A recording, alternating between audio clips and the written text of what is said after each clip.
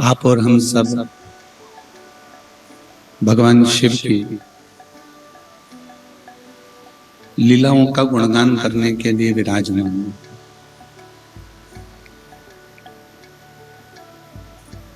और शिव कथा कहती है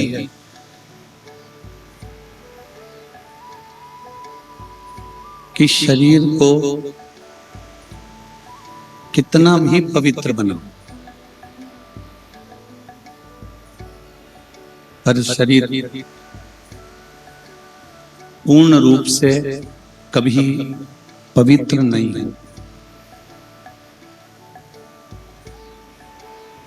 शरीर के अंदर थोड़ी ना थोड़ी अपवित्रता रही जाती।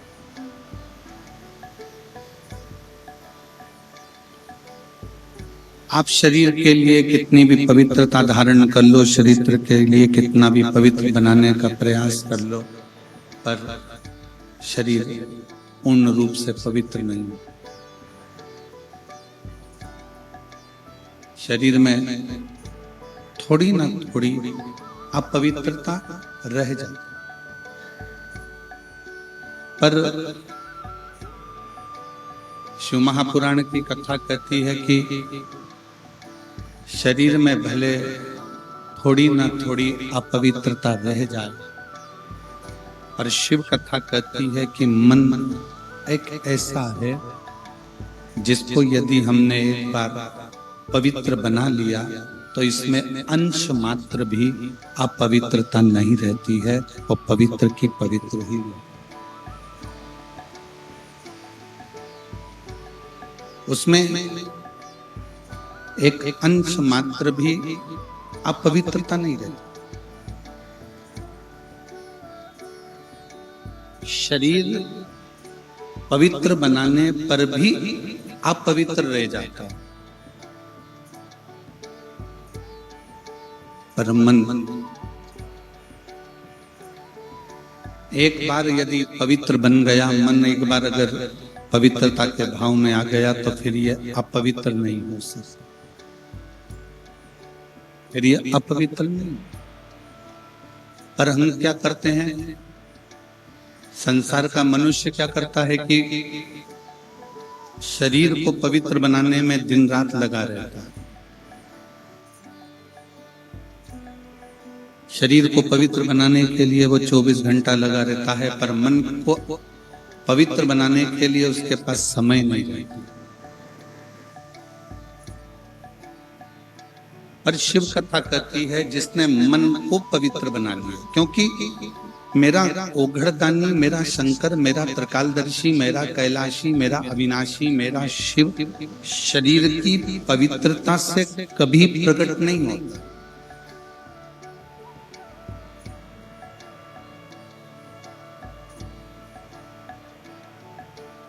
मेरा उघड़दानी, मेरा शंभु, मेरा त्रिकालदर्शी, कैलाशी, अविनाशी, मेरा कुबेर भंडारी शरीर की पवित्रता से कभी प्रसन्न नहीं होगा, कभी प्रकट नहीं होगा। शिव प्रकट भी होता है और प्रसन्न भी होता है तो मन की पवित्रता से। वो कहते हैं ना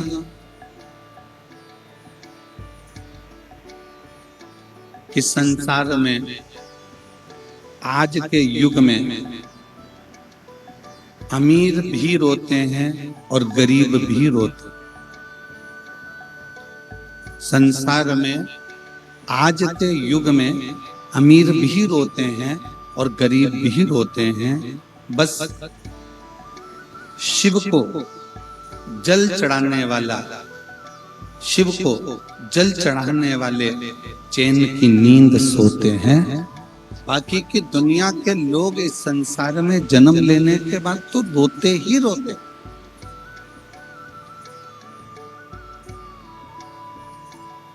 दुनिया के लोग जल चढ़ाने के, अगर शिव के शिवालय जा रहे हैं, शंकर के मंदिर जा रहे हैं, शंकर की चौखट जा रहे हैं, शंकर के मंदिर तक पहुंच रहे हैं, शिव के दरवाजे तक जा रहे हैं, शंकर का गुणगान कर रहे हैं, शंकर का भजन कर रहे हैं, तो हो सकता है कि जिंदगी में थोड़ा सा दुख कम हो जाए, थोड़ी तकलीफें कम हो जाए, थोड़ा कष्ट कम हो जाए। पर इस युग में, इस संसार में अमीर भी रोते हैं, गरीब भी रोते हैं। चैन की नींद वो सोते हैं जो शिव को एक लोटा जल चढ़ाते हैं, वो चैन की नींद सोते हैं।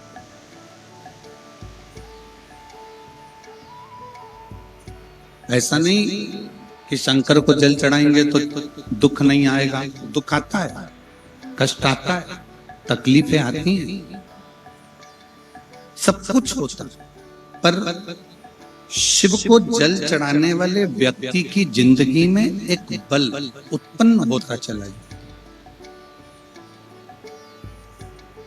शिव को जल चढ़ाने वाले व्यक्ति के जीवन में एक अलग से ऊर्जा उत्पन्न होने लगती। शंकर भगवान की अविरल भक्ति करने वाले के हृदय में एक अविरल तेज उत्पन्न होने लगता है। शिव महापुराण की कथा कहती है, भगवान शंकर का चरित्र कहता है कि मानव की देह को पवित्र बनाओगे फिर भी उसमें कुछ न कुछ खोट, कुछ न कुछ अपवित्रता रह सकती है, पर मन को यदि एक बार तुमने पवित्र बना लिया, इस मन को तुम शंकर के दरवाजे तक लेकर चले गए, इस मन को शिव की चौखट तक लेकर चले गए, तो फिर ये मन कभी अपवित्र नहीं होगा, ये पवित्र की पवित्र ही बना रहेगा। इसमें अपवित्रता का भाव नहीं है।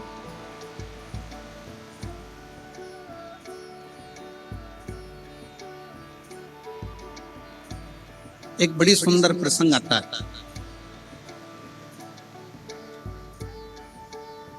एक विधु नाम का एक ग्वाला था।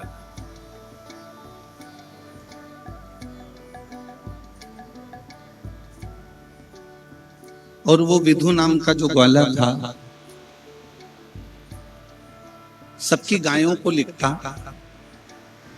और सबकी गायों को लेकर चराने के लिए जाता। थोड़ा सावधानी पूर्वक सुनिएगा, कथा बड़ी सुंदर। विधु नाम का ग्वाला पूरे गांव की गायों को इकट्ठा करता, पूरे गांव की गौ माता को एकत्रित करता और उनको चराने के लिए जाता।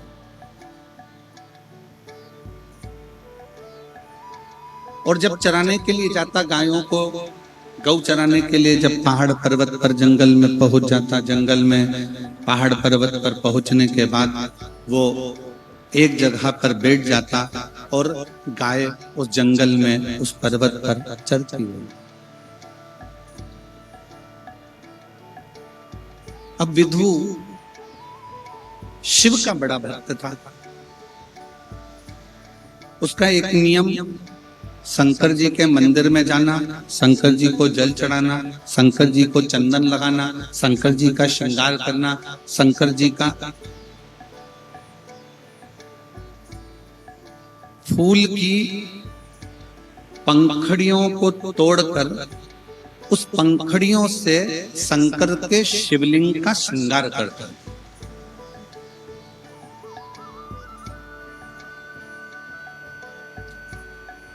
आप में से कितने लोग हैं जो किसी मंदिर में जाकर शंकर जी का श्रृंगार करते होंगे? बहुत सारे बैठे हैं। बहुत बहुत नमन, आपको प्रणाम करता हूं, साधुवाद आपको। विधु का नियम था, फूल की पंखड़ी तोड़ता और उस पंखड़ी को तोड़कर शंकर के शिवलिंग का श्रृंगार करता।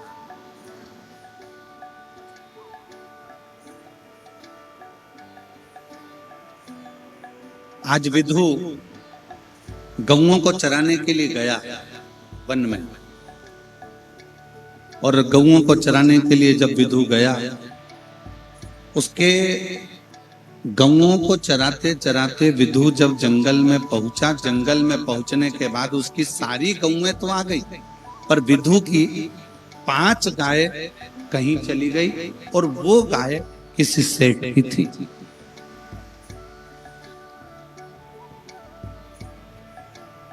किसी सेठ की थी और बड़ी चिंता व्याप्त।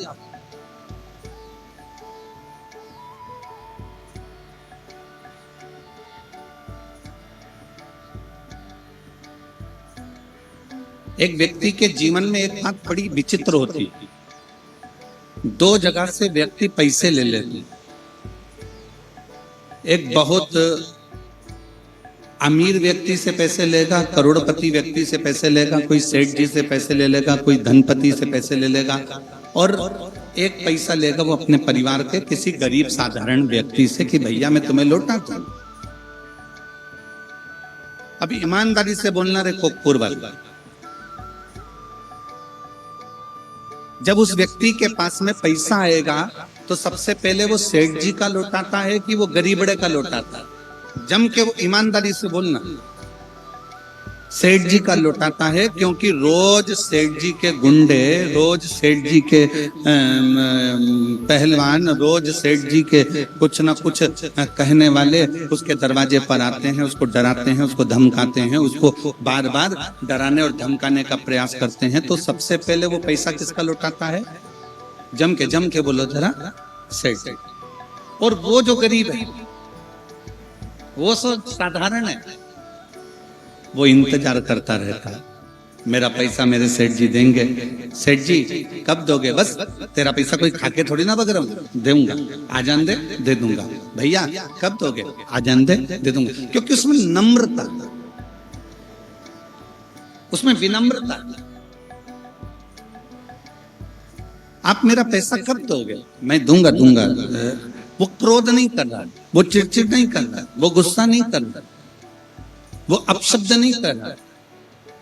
दूंगा, मैं दूंगा, आएगा दे दूंगा, आएगा दे दूंगा। पर सबसे पहले पैसा लौटाया तो उसने सेठ जी का लौटाया। उसी तरह विधु के मन में ये बात आई कि सबकी गौ माता आ गई, केवल एक सेठ ऐसा है जिसकी 5 गाय रह गई हैं, और वो 5 गाय अगर सेठ जी की लेकर नहीं गया तो फिर तो मेरे प्राण चले जाए। अगर मैं उन 5 गायों को लेकर नहीं पहुंचा, मैं उन 5 गायों को लेकर नहीं जाता हूं तो सेठ जी तो मुझे मार डालेगा। अब करूं तो करूं क्या?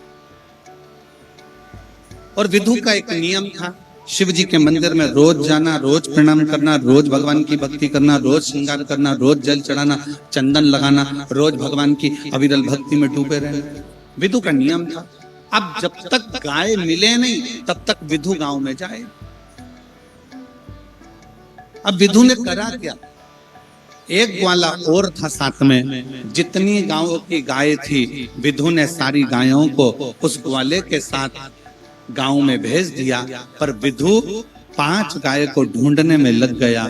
विधु को 1 दिन पूरा लग गया, 2 दिन पूरे लग गए, 3 दिन पूरे लग गए, 4 दिन पूरे लग गए, पर विधु गायों को ढूंढता रहा।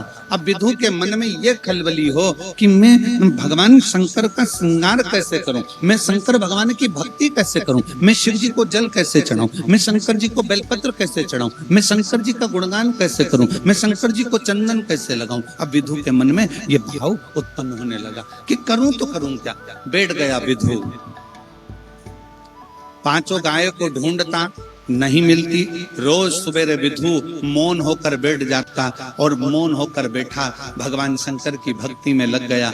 हृदय से, मन से भगवान को जल चढ़ाने लगा, मन से भगवान को बेलपत्र चढ़ाने लगा, मन से भीतर के भाव से मन की पूजन करने लगा, मानसिक पूजन करने लगा, और शंकर भगवान को जल चढ़ाता, बेलपत्र चढ़ाता, चंदन लगाता। फिर मन में आया मैंने फूल तोड़े हैं, फूल की पंखड़ी में शंकर जी का श्रृंगार कर रहा हूं, मन से श्रृंगार करता। आज 3 दिन विधु को निकल गए और मन की पूजन कर रहा था, मानसिक पूजन कर रहा था। और 3 दिन निकलने के बाद में क्या हुआ? जंगल में, घने जंगल में एक शेर आ गया, सिंह। घने जंगल में शेर।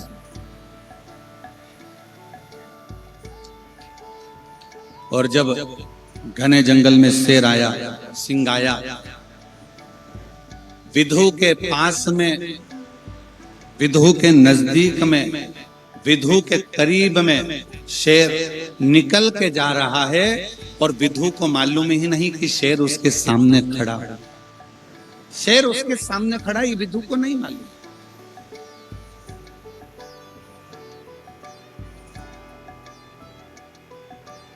शेर उसके सम्मुख में है, ये विधु को नहीं मालूम। शेर उसकी साक्षी में है, ये विधु को नहीं मालूम। बस विधु को नहीं मालूम कि शेर मेरे पास में है। विधु तो मानसिक पूजन कर रहा था, मानसिक पूजन में लगा हुआ था, और शेर पास में आ गया। शेर आया, विधु मन में सोचने लगा, मैंने बाबा तुम्हारा श्रृंगार कर दिया, बाबा मैंने तुम्हें जल चढ़ा दिया, पर बाबा मेरी 5 गाय अभी तक नहीं मिली, अभी तक मुझे प्राप्त नहीं।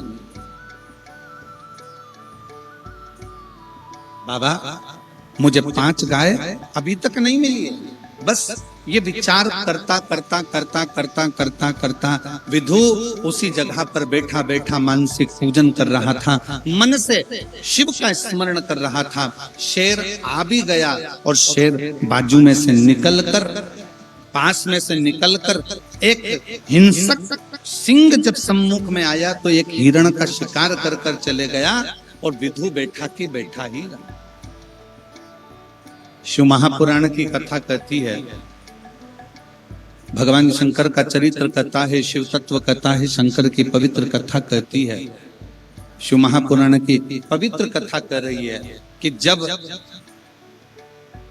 मन की पवित्रता हो जाती है, शिव महापुराण की कथा कहती है, जब मन पवित्र हो जाता, मन की पवित्रता हो जाती है, मन पवित्रता की ओर हो जाता है, तो चाहे दुनिया का कितना भी बड़ा संकट तुम्हारे सामने आकर खड़ा हो, वो संकट अपने आप टल जाता है। ये शिव महापुराण की शरीर की पवित्रता परमात्मा नहीं देखता है, पर मन की पवित्रता परमात्मा देखता है। मन की पवित्रता तुम्हारे पास में अगर कहीं शिव का मंदिर हो, शिवालय हो, शंकर का द्वारा हो, शिवालय हो, तो मेरा मोहल्ले में रहने वाली माताओं से निवेदन है कि हफ्ते में एक दिन ऐसा निकाला करो, या तो सोमवार या कोई दिन ऐसा निकाल कर, रविवार शनिवार कोई भी दिन निकाल कर मंदिर में बैठकर 2 मिनट, भले 5 लोग हो, 4 लोग हो, 3 लोग हो, सामूहिक में बैठकर, एक साथ बैठकर श्री शिवाय नमस्तु,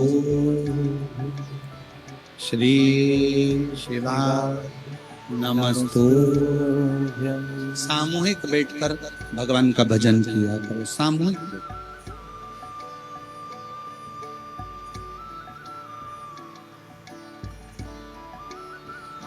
और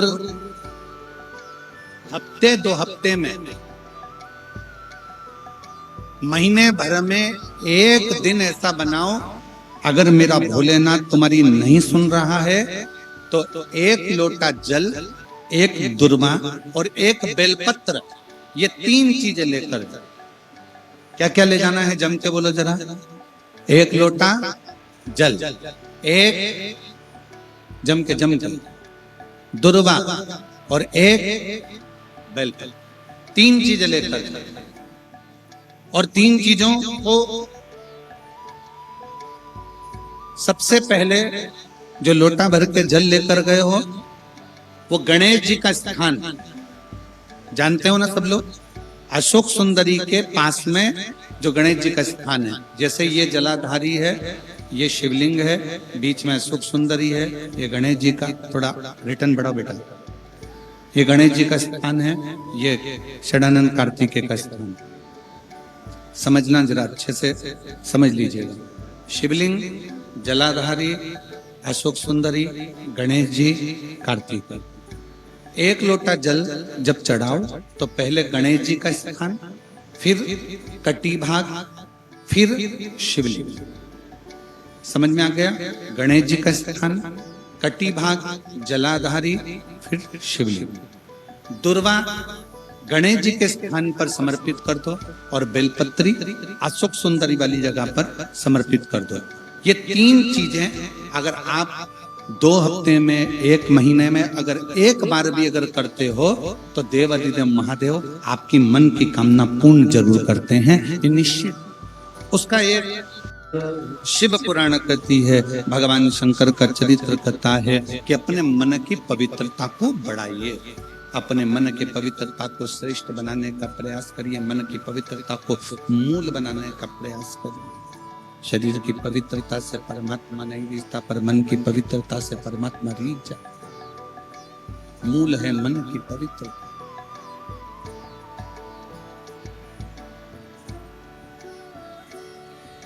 कितना भी तन को धो लीजिए, कितना भी धो, तुम्हारा जितना मन कर जाए, तुम्हारा जितना इच्छा कर जाए, उतने तन को धो लीजिए। सारे साबुन, सारा सर्फ, सारा शैम्पू शरीर पर लगा लीजिए। दुनिया का जितना अच्छा ब्यूटी पार्लर मिल जाए, उस ब्यूटी पार्लर में तैयार भी हो जाए।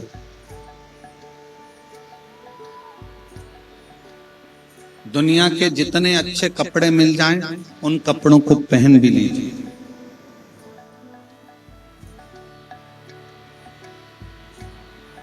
दुनिया के जितने अच्छे जेवर मिल जाएं, ज्वेलरी मिल जाए, उन ज्वेलरी को भी पहन लीजिए।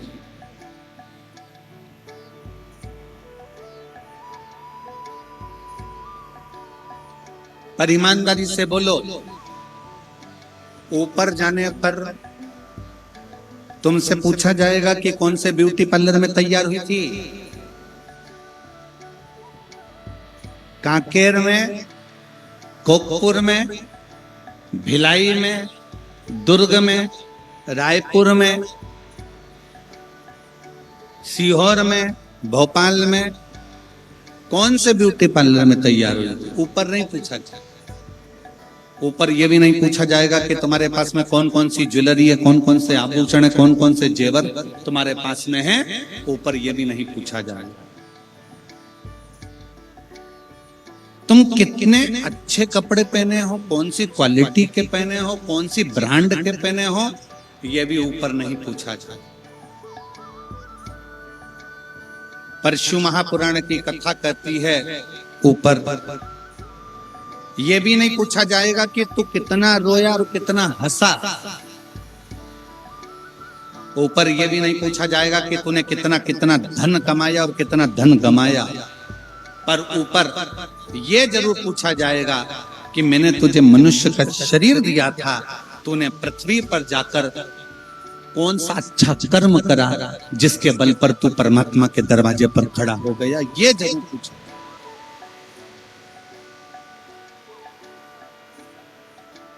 मैंने तुझे मनुष्य की देह दी थी, मैंने तुझे मानव का शरीर दिया था, मैंने तुझे मनुष्य का देह प्रदान किया था, मैंने तुझे मानव का शरीर प्रदान किया था। उस मानव के शरीर को तूने कितना कितना इस मनुष्य के शरीर को श्रेष्ठतम बनाया।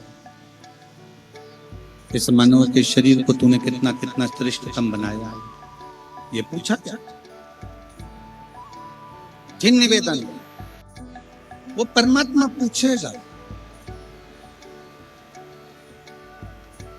तुमने कितना कमाया ये परमात्मा नहीं पूछेगा, तुमने कितना गंवाया ये परमात्मा नहीं पूछेगा, तुम्हारे पास में क्या है ये परमात्मा नहीं पूछेगा, तुम्हारे पास में कितनी सुंदर काया है ये परमात्मा नहीं पूछेगा, तुम्हारे पास कितना वस्त्र है, आभूषण है, ये परमात्मा नहीं पूछेगा, तुम्हारे पास में कितनी प्रॉपर्टी है ये परमात्मा नहीं पूछेगा। परमात्मा पूछेगा तो केवल इतना पूछेगा कि संसार सागर में जाने के बाद तुमने कर्म क्या।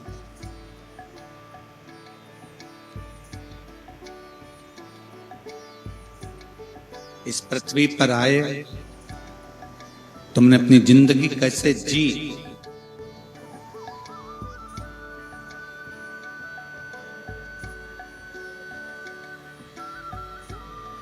पूछेगा। यहाँ जाने के बाद में, पृथ्वी पर जाने के बाद तुमने परमात्मा को कितना याद, तुमने कितना स्मरण किया, तुमने कितना मंत्र जाप किया, तुमने कितना नाम जाप किया, तुमने कितना कीर्तन किया, वो पूछेगा।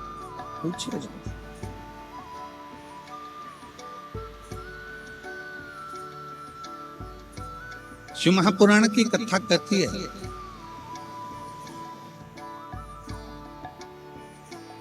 पृथ्वी पर आने के बाद जाति मूल नहीं है।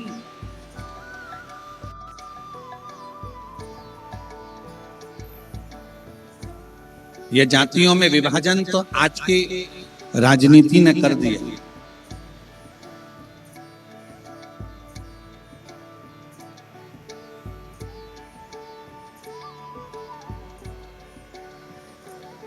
ये ब्राह्मण है, ये क्षत्रिय है, ये वैश्य है, ये शूद्र है।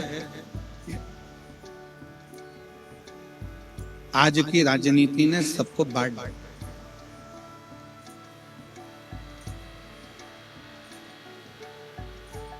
जाति मूल नहीं है, हालात मूल नहीं है, और रूप मूल नहीं है।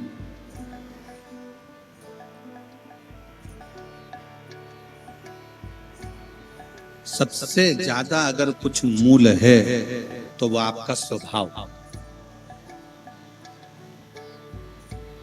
कोई बहुत बड़ा अच्छी जात में जन्म भी ले ले और बहुत अच्छी जात में जन्म लेने के बाद भी वो दिन रात गालियां देवे, अपशब्द कहवे, तो फिर वो उसका कोई मूलता नहीं।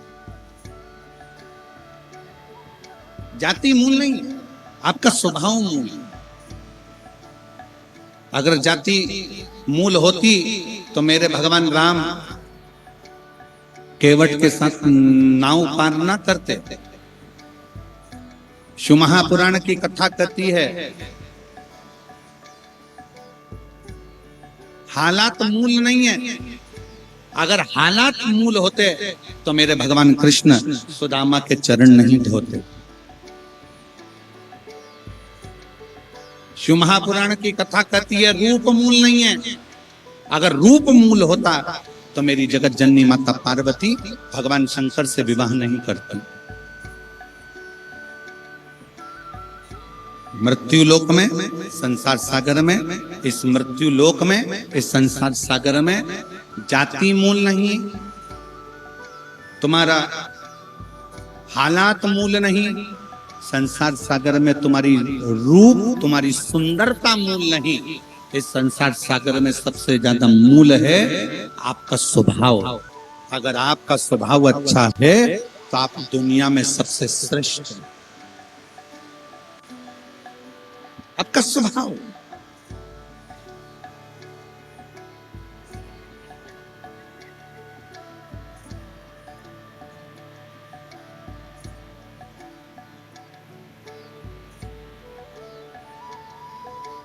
मेरे राम जी महाराज का स्वभाव निर्मल था, जाति नहीं देखी। केवट था, भिलनी थी, शबरी थी, नहीं देखा गया। मेरे राम जी ने प्रेम से, हृदय से सबको गले लगाया। और ये दंडकारण्य बन के आप सब निवासी हो, मैं आप सबके पावन चरणों को प्रणाम करता हूं कि राम जी की इस पवित्र धरा के आप वासी। ये बस्तर क्षेत्र दंडकारण्य वन के अंतर्गत आता है, मेरे राम जी के वन के अंतर्गत आता है। जरा विचार करिएगा,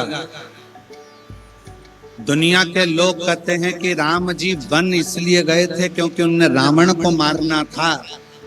रावण को मारने के लिए राम जी को अयोध्या नहीं छोड़ना पड़ता। मेरे राम जी अयोध्या से बाण चलाते और रावण मर जाता। पर मेरे राम जी 14 वर्ष तक वन में इसलिए घूमे हैं क्योंकि आप जैसे सीधे साधे भोले भाले भक्त जिस जंगल में रहते हैं उनको मिलना मेरे राम जी को जरूर।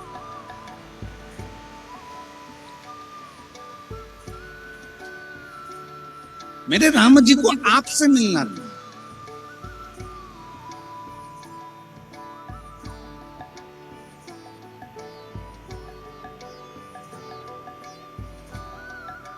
मेरे राम जी रावण के लिए जंगल में नहीं आए। मेरे राम जी आप और हमारे लिए इस वन में। ये दंडकारण्य वन के अंतर्गत मेरे राम जी अगर निकलकर अवधपुरी के लिए जा रहे हैं, इस दंडकारण्य वन में से निकलकर अगर मेरे राम जी कहीं निकल कर जा रहे हैं तो ये यहाँ निवास करने वाले, यहाँ रहने वाले, इस वन क्षेत्र में रहने वाले कोल भील के लिए, इस वन क्षेत्र में रहने वाले रहवासियों के लिए, इस वन क्षेत्र में रहने वाले निवासियों के लिए, मेरे राम जीवन के लिए।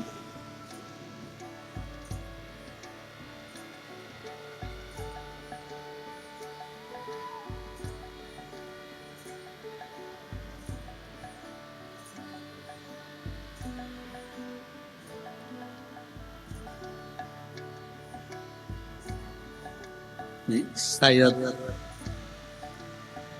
और एक बात आज इस कांकेर कोकपुर की भूमि पर कहना चाहेंगे। ए मेरी कोकपुर की जीजियों, मेरे कोकपुर के जीजाओं, मेरी बेटियों बेटाओं, मेरी माताओं, मेरे भाई, मेरी बहन, मेरे बुजुर्ग बंधु, जितने कोकपुर के रहवासी हैं, आज इस कांकेर की भूमि पर कहना चाहेंगे कि पूरे भारत में जगह जगह प्रदेशों में कथा करी, छत्तीसगढ़ में भी बहुत कथा करी, मध्य प्रदेश में, उत्तर प्रदेश में, गुजरात में, राजस्थान में, हिमाचल में, उत्तरांचल में, ऐसा कोई क्षेत्र नहीं बचा, पंजाब, हरियाणा, राजस्थान, सारे क्षेत्रों में कथा करी, महाराष्ट्र आदि आदि, आंध्रा, सब दूर कथा करी। छत्तीसगढ़ में भी कई बार कथा करने आए, ऐसा नहीं कि छत्तीसगढ़ में कथा करने में।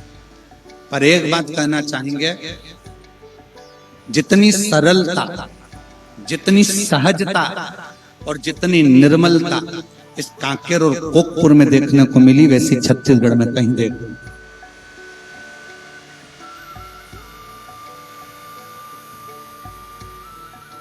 जो सहजता, जो सरलता, जो निर्मलता इस कोकपुर में, इस कांकेर क्षेत्र में देखने को मिली, वो पूरे छत्तीसगढ़ में देखने को नहीं मिली। पूरे छत्तीसगढ़ इतनी सरलता इस कांकेर क्षेत्रवासियों में है, इतनी सरल,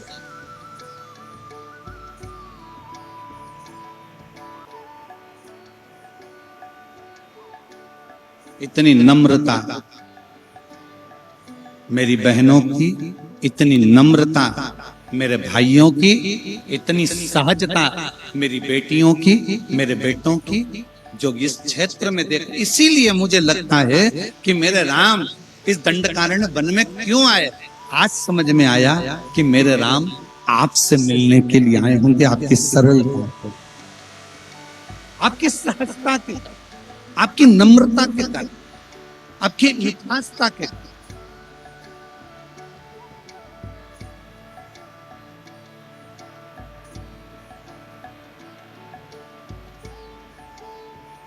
और आज फिर एक और बात कहना चाहूंगा। कई लोग कह रहे थे गुरुजी हमारे इस कांकेर क्षेत्र में, कोकपुर साइड में बहुत भालू हैं, बहुत चीता भी हैं, टाइगर भी है, ये भी है, हाथी भी है, वो भी है, खूब है, खूब है गुरुजी। तो आज मन में भाव आया कि देखो, इन जीव जानवरों को अगर रायपुर भेज दिया जाए तो लोग इनको निपटा दें,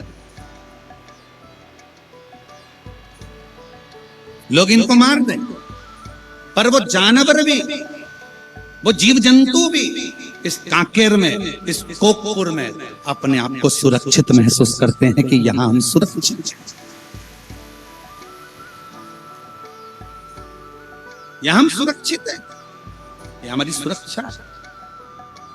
क्योंकि यहां की सहजता, सरलता, निर्मलता बहुत। और मुझे लगता है कि ये जो जंगल में रहने वाले भीलवासी हैं या आदिवासी हैं या अन्य हैं, मैं कहता हूं आप जिस शंकर भगवान की बूढ़ा महादेव की पूजन करते हो ना, आप जो बूढ़ा महादेव को मानते हो ना, आप बूढ़ा देव को मानते हो ना, ये बूढ़ा देव कोई दूसरा नहीं, मेरा शंकर, मेरा महादेव है। उसी महादेव की कृपा पूरे भील आदिवासियों पर, पूरे वन क्षेत्र के निवासियों पर बूढ़ा महादेव की, बूढ़ा देव की कृपा है, पूरे क्षेत्र को। ये शिव की उड़ान, ये शंकर की। बाबा को जब नमन करते हो आप दिल से, बाबा को प्रणाम करते हो आप दिल से, बाबा को विनय करते हो, बाबा उसको स्वीकार कर, स्वीकार। शिव को क्या चाहिए, शंकर को क्या चाहिए, शिव क्या मांगते हैं तुमसे, शिव क्या पाना चाहते हैं तुमसे, शिव क्या लेना चाहते हैं। केवल जाति मूल नहीं, हालात मूल नहीं, और रूप मूल नहीं, मूल है तुम्हारा स्वभाव। सबसे मूल है आपका स्वभाव।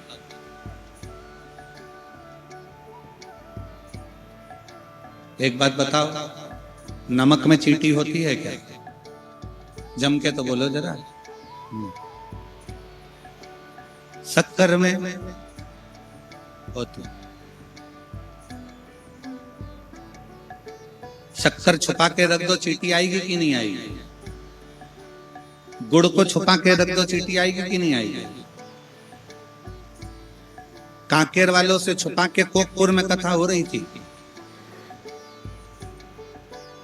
जब हम यहाँ पर कथा करने आ रहे थे ना, एयरपोर्ट पर जब उतरे तो वहां पर कुछ लोगों ने पूछा कथा कहाँ पर है? हमने कहा कोकपुर में। कहे कोकपुर कहाँ है? हमने कहा कांकेर में।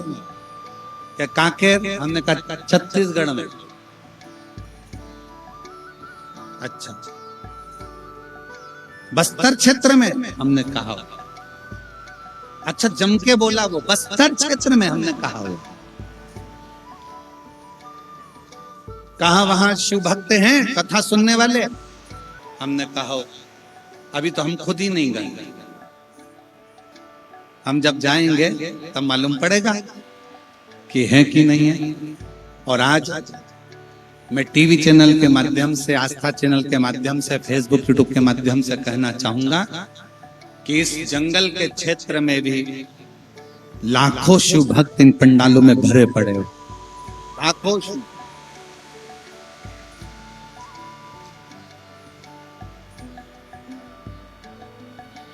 और ये इनकी शिव भक्ति नहीं तो क्या?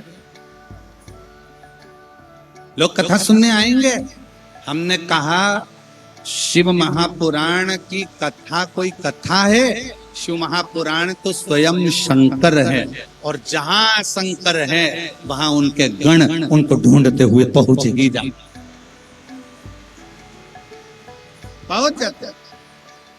शक्कर को छुपा के रख दो, चींटी वहां पहुंचेगी जरूर। मिठाई को छुपा के रख दो, चींटी वहां पहुंचेगी जरूर। उसी तरह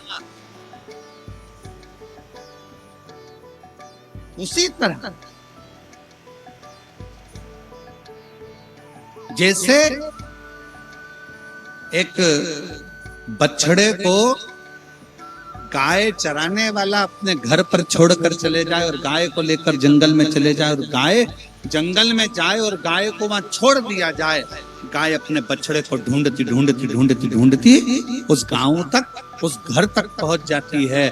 उसी तरह शिव महापुराण के जो भक्त होते हैं वो शंकर को ढूंढते ढूंढते शिव महापुराण तक पहुंच ही जाए, पहुंच। अब जरा विचार करिएगा, आप शंकर भगवान को ढूंढते ढूंढते कोकपुर तक आए हो, तो भोलेनाथ भी तो तुम्हें ढूंढते ढूंढते कांकेर तक आएंगे। ये है कहाँ? कहाँ गई बिमलाबाई, कमलाबाई, राम किसान, भानु प्रताप? कहाँ है? कथा सुनी थी कोकपुर में बैठकर, शिव महापुराण की कथा का श्रवण किया था। जैन साहब कथा कराए, सारे शिव भक्तों ने श्रवण करा। किसी ने बिस्कुट खिलाया, किसी ने टॉफी खिलाई, किसी ने पानी पिलाया, किसी ने भोजन कराया। सब ने एक एक अन्न का दाना भी लाकर दान दिया है, कहीं ना कहीं मुख झूठा कराया है। मेरा शंकर भी ढूंढते ढूंढते तुम्हारे दरवाजे पर लक्ष्मी को लेकर पहुंच जाएगा, पार्वती को लेकर पहुंच जाएगा। बोल बम का नारा है, इतना धीमा बोलोगे तो कल्याण तुम्हारा। जम के जरा बोल बम का नारा है, सारी समस्या का हल। कोई लेट बनता है, कोई जल्दी बनता है, शंकर को जल चढ़ाने वाला एक दिन से जरूर बन। शिव तत्व को जा, शंकर को।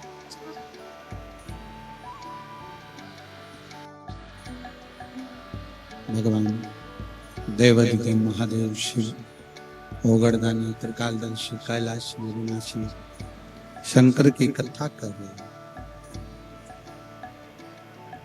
शिव आपके हृदय की पवित्रता देखते हैं।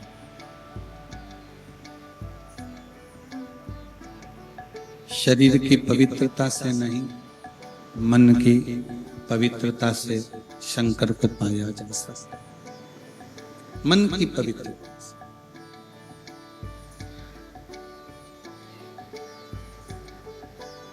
भगवान को पाने वाला व्यक्ति ये छोड़ दे कि वो ब्राह्मण है, क्षत्रिय है, वैश्य है कि शुद्ध है।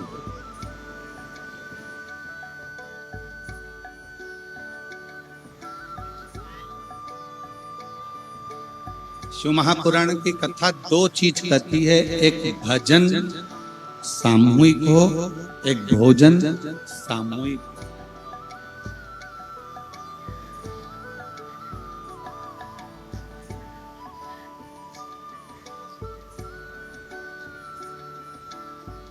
भजन साथ में बैठकर सामूहिकता के साथ में भगवान का भजन होना चाहिए, और साथ में बैठकर भगवान के परिवार का, कुटुंब के साथ में बैठकर भोजन होना जरूरी। भोजन भी सामूहिक हो और भजन भी सामूहिक।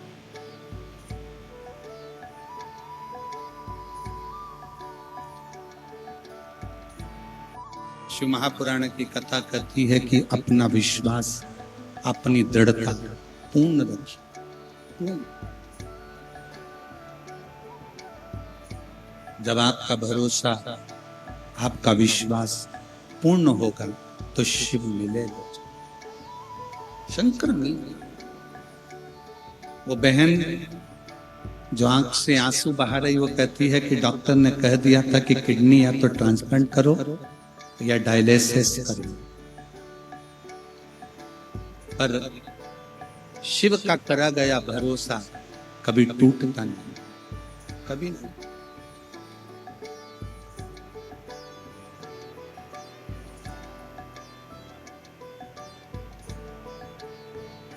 शिव तुम्हारा रूप देखकर, शिव तुम्हारा हालात देखकर, शिव तुम्हारी जाति देखकर कभी तुमसे नहीं रिश्ता। कोई महाविद्वान, एक कथा आती है,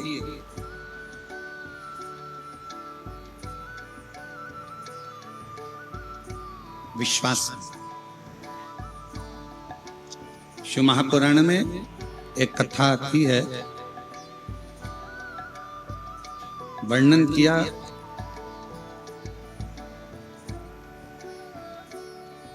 काशी में, काशी के पास में एक पनिहारा रहता था जिसका नाम था भुज।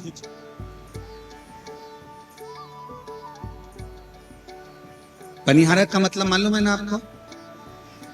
जम के बोलो जरा, पनिहारा का मतलब मालूम है? पनिहारा का मतलब है कि कंधे पर डंडा बांधता, दो पानी के डब्बे कावड़ जैसा बांधता, और सबके घर घर का पानी बांधता। अब इधर छत्तीसगढ़ में उसको क्या कहते हैं हमको नहीं।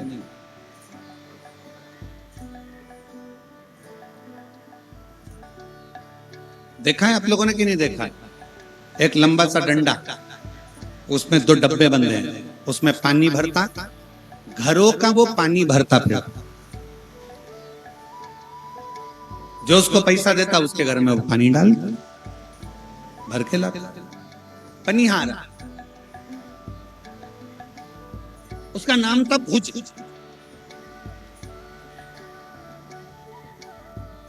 तीन बेटे, एक बेटी थी।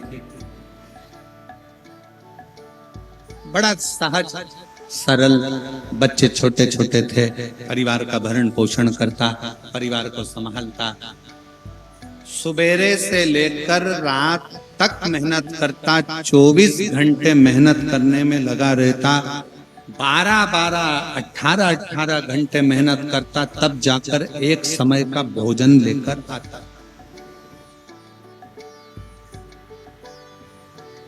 तब जाकर एक समय का भोजन मिलता था, 4 बच्चों का पेट भरा जाए, पत्नी का पेट भरा जाए, घर में जो बुजुर्ग माँ बाप हैं उनका पेट भरा जाए, और खुद का, बस उतना कमाता उतना ही लाता, ज्यादा मिलता भी नहीं। अब किसी के यहाँ पानी भरने जाओगे, पनिहारा पानी भरने जाएगा किसी के यहाँ, कितना मिलेगा? 2 रुपया पीपा, 5 रुपया पीपा पानी का कोई दे भी देगा। दिन भर पानी भरोगे तो थोड़ा बहुत भाग अगर प्राप्त भी हो गया तो थोड़ा बहुत तो मिल गया ज्यादा तो मिल नहीं। अब पनिहारा पानी भरता, सबके यहाँ से पानी ले लेकर उसको भर के आता, जो मिल जाता थोड़ा बहुत पैसे से अपने घर का गुजारा कर लेता, थोड़ा बहुत घर का गुजारा करता और सवेरे से कमाता, शाम को जाकर थोड़ा बहुत भोजन इकट्ठा कर अपने परिवार में पाता। दिन भर लगा रहता, दिन भर।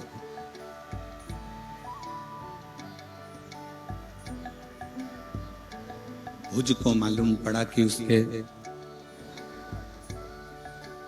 गांव के लोग काशी जा रहे, गांव के लोग काशी जा रहे, थोड़ा बढ़ाओ भाई, उसके गांव के लोग काशी जा रहे, भुज को मालूम पड़ा।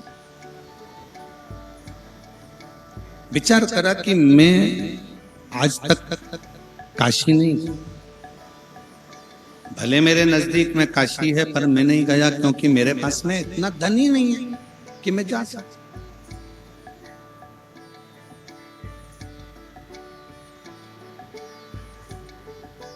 मेरे पास में अगर थोड़ा सा धन हो, मेरे पास में थोड़ा सा पैसा हो तो मैं काशी जाऊं, पर मेरे पास में तो धन ही नहीं।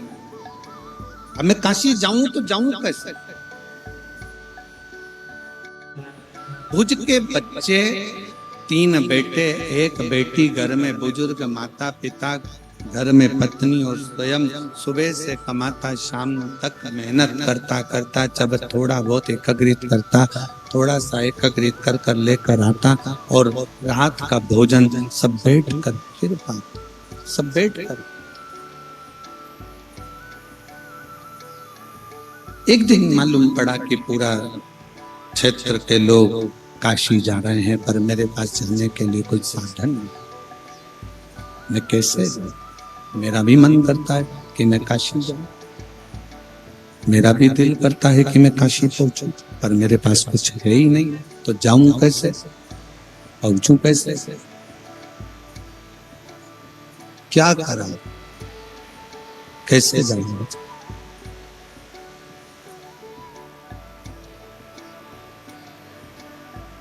गांव के लोगों ने कहा एक काम करो भुज, हम अपने पैसे से, अपने खर्चे से हम तुमको काशी लेकर चलते।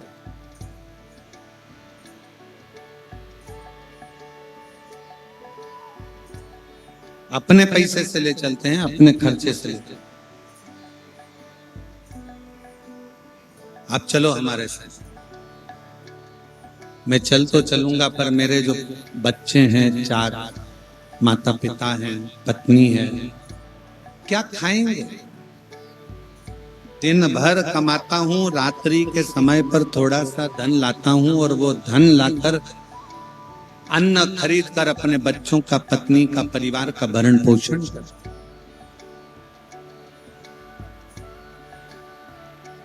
शिव महापुराण की कथा कहती है,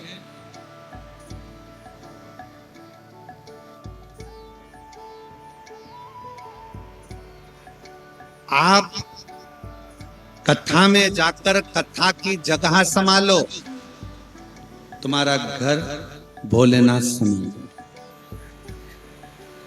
शिव संभालो।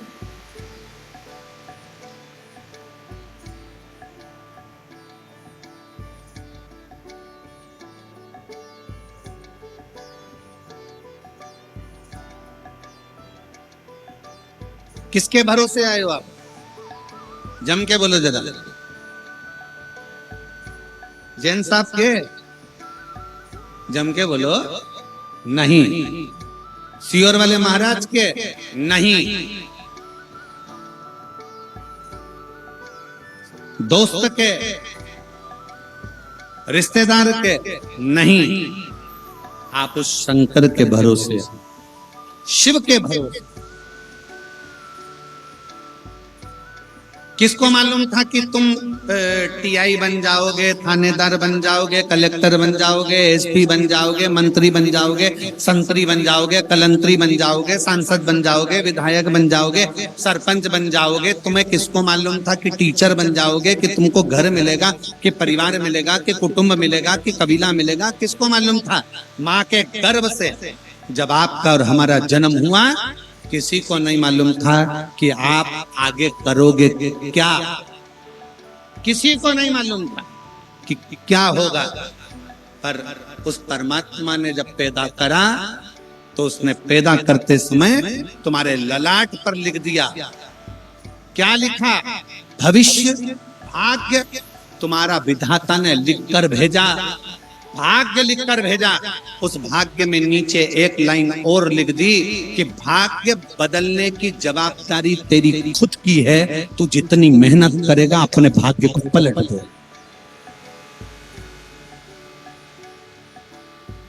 भाग्य लिखा विधाता ने, पर एक लाइन शंकर भगवान ने लिख दी कि मेहनत से अपने भाग्य को पलटा जा सकता। अच्छी एजुकेशन चाहिए, अच्छी पढ़ाई करो, कंपटीशन एग्जाम में बैठ रहे हो, अच्छी मेहनत करो। आपके बीच का ही कोई व्यक्ति प्रधानमंत्री बनकर बैठता है, कोई मुख्यमंत्री बनकर बैठता है, कोई राष्ट्रपति बनकर बैठता है, कोई टीआई बनकर बैठता है, कोई थानेदार बनकर बैठता है, कोई कलेक्टर बनकर बैठता है, कोई एसपी बनकर बैठता है। अलग से परमात्मा उनको पैदा नहीं करता। आप और हम में से कोई एक ऐसा होता है जो उच्च पद पर पहुंचता है अपनी लगन, अपनी मेहनत से। वो मेहनत तुम्हारे अंदर है, तुम उसको जागृत कर। अपनी मेहनत पूर्ण करो, जितनी लगनता से कर सकते हो उतनी लगनता से।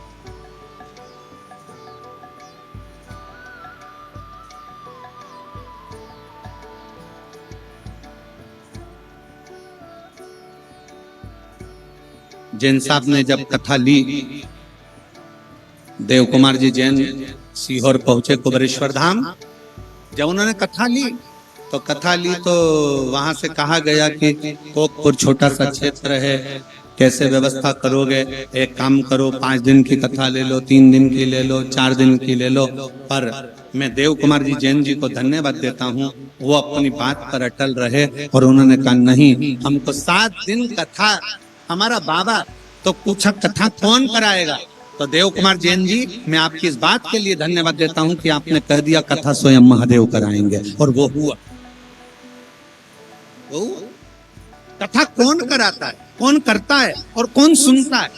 सीहोर वाले महाराज की सामर्थ्यता नहीं है कि इस व्यासपीठ पर बैठकर एक शब्द बोल ले। आपकी सामर्थ्यता नहीं है कि आप एक जैसे सुबह 9 बजे, 10 बजे, 8 बजे आप आकर बैठते हो और शाम के 6 बजे तक कथा का इंतजार करते हो। एक जैसे बाथरूम के लिए नहीं जाते, जगह चली जाएगी। ज्यादा नहीं खाते क्योंकि जगह चली जाएगी। एक जैसे बैठकर जगह संभालते हो, एक जैसे बैठे रहते हो, अपनी इंद्रियों को संयमित रखते हो। जरा विचार करिए, आपकी सामर्थ्यता नहीं, स्वयं शिव आपके अंदर बैठकर कथा सुनता।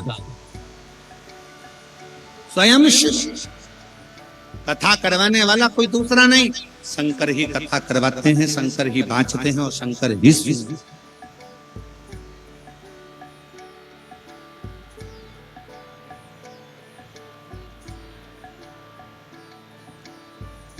और जिस समय पर उच्च पद पर बैठ जाओ, कोई अच्छी नौकरी मिल जाए, कोई अच्छी सर्विस मिल जाए, कोई अच्छी पद पर बैठ जाओ, उस समय पर यह मत कहना कि तुम नौकरी कर रहे हो, तुम्हें उच्च पद मिला है। उस समय पर कहना मेरे शंकर भगवान ने मेहनत करी थी तो मेरे शंकर भगवान उच्च पद पर जाकर बैठे हैं, वो शिव बैठ।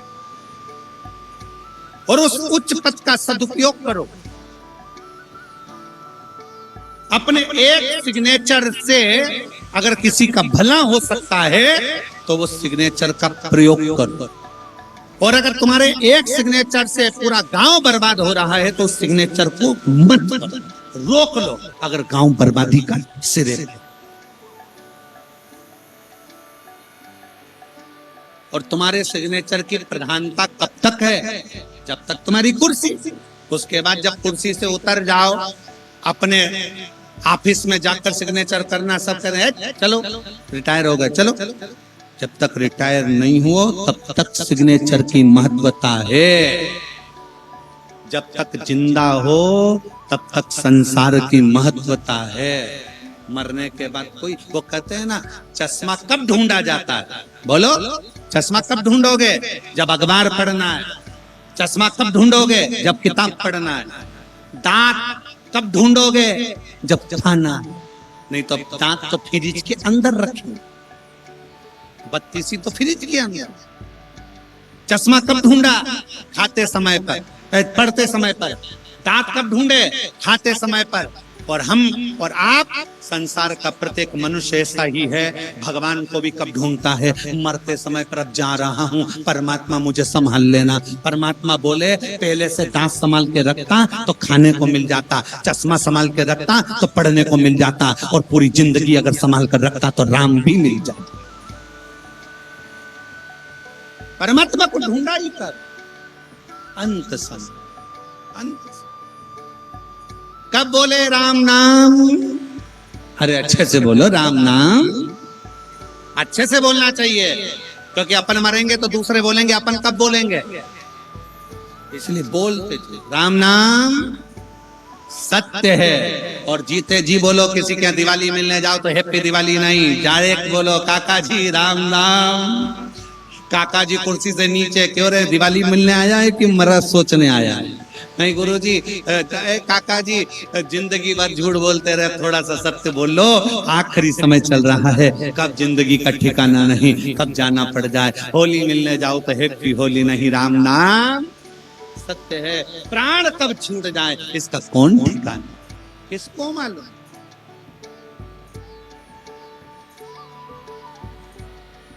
और ये जीवन का एक आनंद, जीवन का एक सुख है, परमात्मा का नाम। भुज काशी जाना चाहता है, भुज विचार करता है। गांव के लोग कह रहे हैं हम तुझे ले चलते हैं, पैसा हम खर्च करेंगे, लेकर हम जाएंगे। पर भुज को चिंता ये है, तुम ले तो जाओगे पर घर का खाना कौन खिलाएगा? बच्चे भूखे मर जाएंगे, पत्नी मर जाएगी, माता पिता मर जाएंगे, उनको अन्न कौन देगा? सबसे बड़ी चिंता तो लोगों को यही है कि मेरे घर का क्या होगा। और हम भी तो वही कर रहे हैं, तेरा क्या होगा कालिया, हम भी तो वही बोल रहे। अंत समय में होना क्या है, होगा क्या? भुज आज मेहनत 4 गुनी कर रहा, इतनी मेहनत करी भुज ने, 3 दिन का अन्न लाकर रख दिया कि मैं 1 दिन जाने में, 1 दिन दर्शन में, और तीसरे दिन मैं आ जाऊंगा घर पर। जब तक 3 दिन का भोजन रख कर जाता हूँ। पत्नी ने कहा तुम रख कर तो जा रहे हो और भोजन खत्म हो गया और लेट आए तो हम तो भूखे मर जाएंगे। पत्नी रोने लगी, बच्चे रोने लगे, पिताजी मत जाओ हम भूखे मर जाएंगे। माँ बाप कहने लगे बेटा कहाँ जा रहा है, क्या होगा? परंतु बेटे ने कहा एक बार तो काशी जाऊंगा, विश्वास है, मैं आज तक काशी नहीं गया, शिव का दर्शन नहीं करा, मुझे जाने दो। और 4 दिन का भोजन रख दिया, 5 दिन का भोजन रख दिया और चले गया काशी। भगवान शंकर तो शंकर है, शंकर जी भी विचार कर लिए कि इसको आज पूरा अच्छे से निचोड़ देना है। शंकर जी भी सोच लिए अच्छी भक्ति इसको प्रदान कर कर शिव परीक्षा बहुत। एक पशुपति व्रत से तुम्हारा काम ना चले, 2 पशुपति व्रत से काम ना चले, 3 पशुपति व्रत से काम ना चले। शंकर जी के मंदिर में जाते जाते साल भर हो गया, बिल्कुल चिंता मत करना, समझ लेना परीक्षा ले रहा है। छोड़ता नहीं है, शिव शिव होता है, शंकर शंकर होता है। त्रिकालदर्शी शंकर करुणा सागर, कृपा करने वाला कृपा जरूर करता है, उसकी दया जरूर होती है। बढ़ाएंगे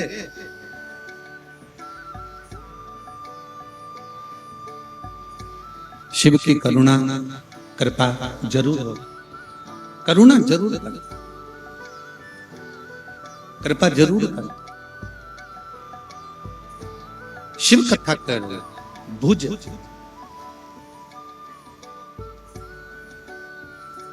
एक आस लेकर काशी तक पहुंच गए। भुज एक आस लेकर जब काशी तक गया, काशी पहुंच, और काशी में बाबा ने उसकी परीक्षा की।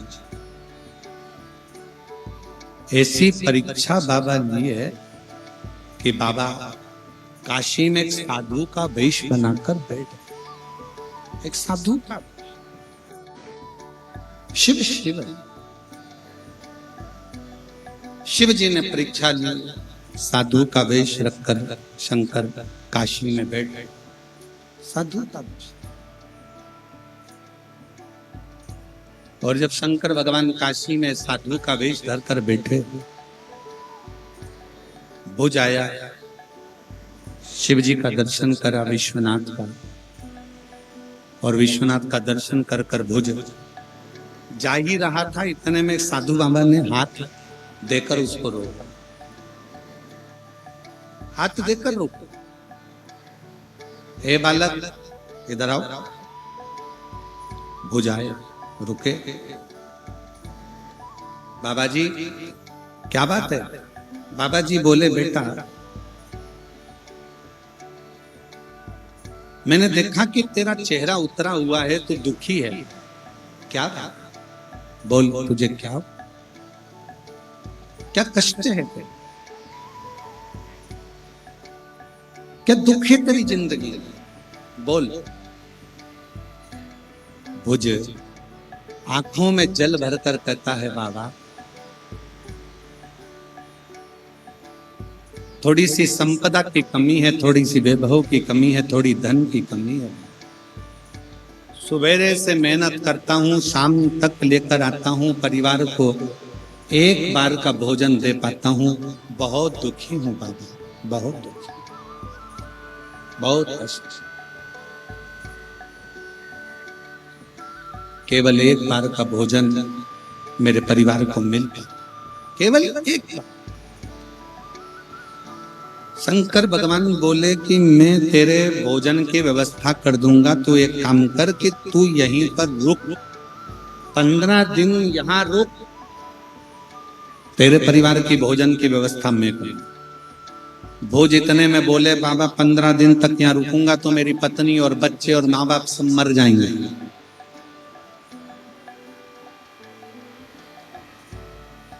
उनके लिए भोजन की व्यवस्था तो मैं ही करता हूँ ना।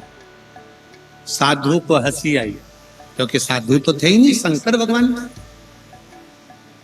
शंकर जी के सामने जैसे ही बोला कि परिवार को तो मैं पाल रहा हूं, भोजन में दे रहा हूं, मैं काम नहीं करूंगा तो बच्चे मर जाएंगे, पत्नी मर जाएगी, माँ बाप मर जाएंगे। शंकर भगवान हंस दिए, मुस्कुरा हंसे, ठाका लगाकर। और शिव जी जैसे ठाका लगाकर हंसे, खूब मुस्कुराए। हंसते हुए शंकर भगवान ने कहा, तू चिंता मत कर, तू तो यहाँ पर सेवा कर, 15 दिन तो नहीं रुक सकता। शंकर भगवान बोले 15 दिन नहीं रुक सकता तो 5 दिन रुक जा। 5 दिन रुक गया तो बच्चों का क्या होगा? भूखे मर जाएंगे। 4 दिन रुक जा, नहीं। 3 दिन, 1 दिन, नहीं। शंकर भगवान के अच्छा मत रुक, एक काम कर, ये लोटा भर के गंगा जल रास्ते में से जाएगा ना, तो बीच में एक बेलपत्री के पेड़ के नीचे एक बाबा बैठा हुआ है, सफेद उसके बाल है, सफेद दाढ़ी है, उस बाबा को ये लोटा भर के गंगा जल दे दे। ठीक है, इतना कर सकता हूं। आप बोलो तो मैं इतना कर सकता। और भुज गंगा जल लेकर एक लोटा चल दिया। बीच में बेलपत्री का पेड़ मिला, जहां पर बाबा मिले, बाबा को गंगा जल दिया तो बाबा ने तो उस भुज का हाथ पकड़कर उसको पेड़ से बांध दिया। गंगा जल लेते से ही पेड़ से बांध दिया। 3 दिन बांध के रखा, छोड़ दिया, अपनी झोपड़ी में ले आए बाबा। 6 महीने तक बाबा ने उस भुज को नहीं छोड़ा, 6 महीने तक नहीं छोड़ा। वो रोज विनती करे, मेरे बच्चे मर जाएंगे, मेरी पत्नी मर जाएगी, मेरे माँ बाप मर जाएंगे, मुझे छोड़ दो, भूखे मर जाएंगे, उन्हें खाना कहाँ से मिलेगा, मुझे छोड़ दो। 6 महीने तक वो सफेद बाल वाले बाबा ने नहीं छोड़ा। 6 महीने बाद छोड़ा। भुज जैसे ही घर गया, घर पर जाकर देखा तो क्या देखता है, जहां झोपड़ा था वहां महल बना हुआ था और परिवार के लोग बाहर खड़े हुए। बोल बम का नारा है, परिवार के लोग बाहर खड़े थे। मुझको लगा, मुझे लगता है यहाँ किसी सेठ ने मेरे मकान को तोड़कर अपना बंगला बना लिया। बच्चा दौड़ कर आया, पिताजी आप हमें पहचाने नहीं, ये अपना ही घर है। अपना घर? हाँ। तो घर तो झोपड़ा था। मुझे तो लग रहा था कि मैं काम नहीं करूंगा तो तुम्हारा पेट कौन भरेगा, मैं चले जाऊंगा तो तुम्हारे उधर की तृप्ति कौन करेगा। इतने में पत्नी ने आकर कहा, पता नहीं पर एक बूढ़ा व्यक्ति एक लोटा जल लेकर आया था। उसने कहा था ये जल शंकर जी को लोटा भर भर कर चढ़ाते रहना, जल भी कम नहीं होगा, लोटा भी कम नहीं होगा, तेरा कल भी कम नहीं होगा, वो बढ़ते चले।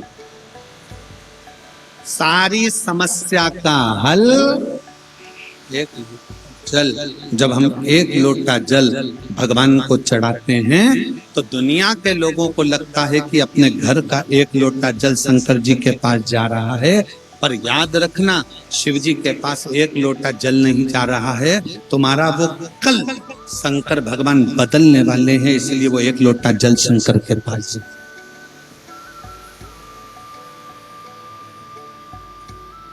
कल बदलने वाले, इसलिए वो एक लोटा जल।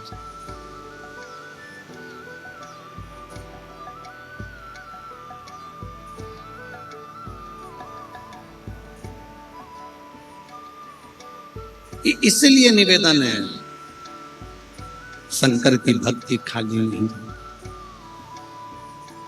शिव तत्व कहता है, भगवान शंकर की कथा कहती है, शिव महापुराण की कथा कहते हैं, शिव कथा कहती है।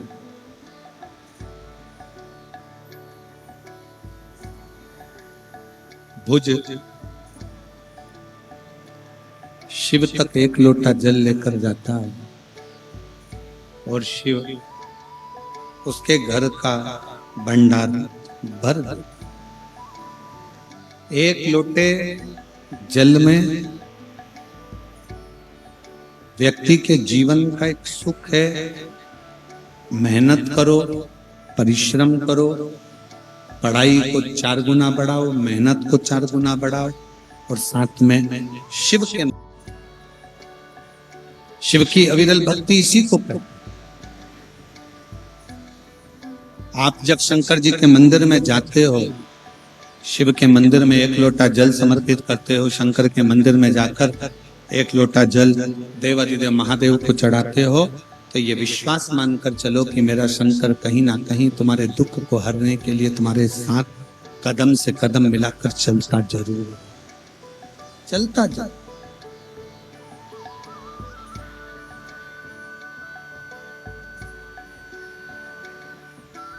हमको लगता है हमारा घर कौन संभालेगा, हमको लगता है हमारा परिवार कौन संभालेगा, पर शिव महापुराण की कथा कहती है, जो दिल से एक लोटा जल देवाधिदेव महादेव को समर्पित करता है, जिसके दरवाजे पर श्री शिवाय नमस्तुभ्यम लिखा होता है, वो समझ लेना कि उसका घर, उसका दरवाजा, उसका परिवार केवल उसका नहीं है, स्वयं देवाधिदेव महादेव का है और शिव उसको शंकर से लिख दो अपने दरवाजे पर श्री शिवाय नमस्तुभ्यम।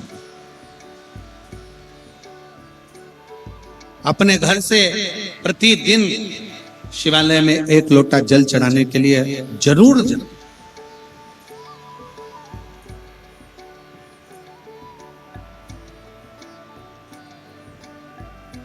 प्रतिदिन जाओ।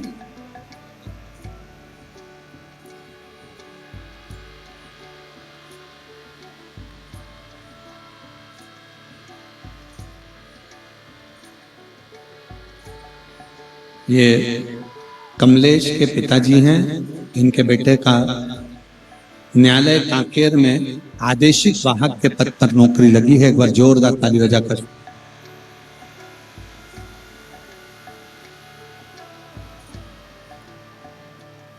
शिव तत्व की प्राप्ति, भगवान शंकर की आराधना, उपासना खाली नहीं जाती। हमारा तो निवेदन है प्रयागराज वासियों से, 10 फरवरी से 16 फरवरी तक जो प्रयागराज में 7 दिवस, अभी तक प्रयागराज की भूमि पर एक बार भी 7 दिवसीय शिव पुराण की कथा नहीं हुई। और प्रयागराज की पवित्र भूमि पर 21 नंबर सेक्टर पीपा पुल नंबर 1 सतुआ बाबा शिविर में जो कथा 1 बजे से 4 बजे तक होने जा रही है, प्रयागराज की भूमि पर 10 तारीख से 16 तारीख तक दिल से सुने। और हम जानते हैं इतना बड़ा पंडाल लगाना बड़ा कठिन है, इसलिए अपने साथ छाता लेकर आओ, बिछाने का आसन लेकर आओ, ओढ़ने का चादर लेकर आओ, पानी का बोतल लेकर आओ, अपनी व्यवस्था पूरी कर कर चलो। और त्रिवेणी का संगम, माँ गंगा यमुना सरस्वती का घाट, बड़े प्रेम से कथा को सुनो, रोज गंगा का स्नान करो और माँ से विनय कर कर शिव महापुराण की कथा जो 144 वर्ष के बाद जो महाकुंभ लगा है, इस महाकुंभ के साक्षी बनकर उस कथा का लाभ लेकर अपने जीवन को सार्थक तारो अपने अंदर। प्रयागराज की भूमि पर 10 फरवरी से 16 फरवरी तक कथा चलेगी। 17 फरवरी से सिरसा हरियाणा तारा बाबा की कुटिया पर प्रारंभ हो जाएगी जो 23 फरवरी तक चलेगी। 25 फरवरी से फिर शिव महापुराण की कथा सीहोर कुबरेश्वर धाम पर रुद्राक्ष महोत्सव प्रारंभ हो जाएगा जो 3 मार्च तक चलेगा। ऐसे कथाओं का क्रम निरंतर चलता है। शिव तत्व को अपने भीतर उतारना, अपने को दिल से शंकर को अपना बनाने का प्रयास। शिव कथा कहती है, भगवान देवादिदेव महादेव का चरित्र कहता है, जैसे भुज के परिवार को शंकर संभालते हैं, जो शंकर के मंदिर में जाकर 1 लोटा जल चढ़ाता है उसके परिवार को शिव संभालते ही। बोल बम का नारा है। भगवान शंकर जी के यहाँ पर माता पार्वती जी के द्वारा श्री गणेश जी महाराज का प्रागट्य हुआ है। गणेश जी पधार रहे हैं, जोरदार ताली बजाकर उनका स्वागत करिए। पार्वती शिव और गणेश जी का प्रागट्य होता है। हर हर महा